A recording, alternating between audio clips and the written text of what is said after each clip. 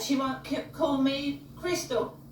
So she brings up that name, and I get racially abused as well. I get racially abused because she keeps bringing up a name that I haven't used for over 10 years. Her birth name is Jenestra. Jenestra Trower, okay? Jenestra. Jenestra. And she thinks that by changing her name to Crystal Marshall, there are no Marshalls in the family, Crystal Marshall, the name she was arrested for prostitution under, that is a better name. When how many strippers are named Crystal? How many porn actresses? That's the connection, isn't it? The racial element, the bullying. I also have a son called Anthony, and somebody left a letter out for Anthony Obot. And do you know that Obot is a Nigerian surname? Anthony Obot. Spoiler, she doesn't have a son. He was taken by the state way back in 2008 because she had gone insane and tried to harm him by neglect and was having men over. You know, I won't say why, but you get the gist. And poor little Anthony was in his crib upstairs being forgotten. And Anthony, she keeps saying, is half black. He's Turkish, and Turkish people are Caucasian. In fact, Turkey is closer to the Caucasus Mountains than she is. So I am contacting Medway Council, the racial department, and reporting racial abuse.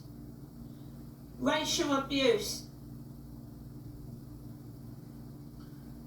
Anthony Obot does not live in this block of flats. It was left here on purpose either by the person or somebody in these flats.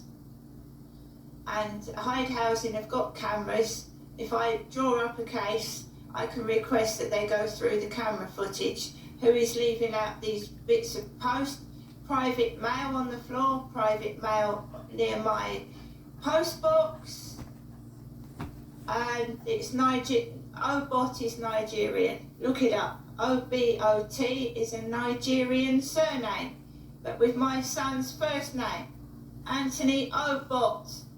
So that's been photographed, screen recorded where it was placed. Everything they're doing now, every little thing they're all doing is being photographed, videoed, and sent to Hyde Housing. Because not only it's racial harassment, it's hate crime, which is a maximum prison sentence of 10 years. They can go to prison for this. I've looked it up. Racial prejudice, harassment, hate crime, maximum 10 years in prison. Then they can start laughing, can't they? They can start laughing then. No, she's serious. I should get a solicitor involved. Please do. If you go to the Citizens Advice Bureau, they can get you in touch with a solicitor that if you're on benefits, you can get legal aid still. You can. Yeah, so if you're on welfare, you can get yourself free legal aid. I hope she does, because she's also writing a book. Sound familiar? If I need to push the issue, the Citizens Advice Bureau is next. Also about housing not doing their job properly, I can go to Shelter. Shelter is a charity that deals with housing problems.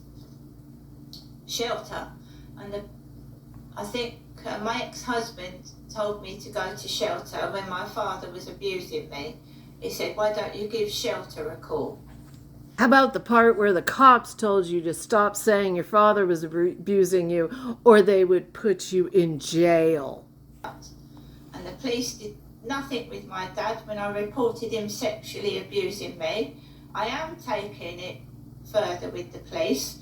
I've had a response yesterday from the police. It's not good enough. It isn't.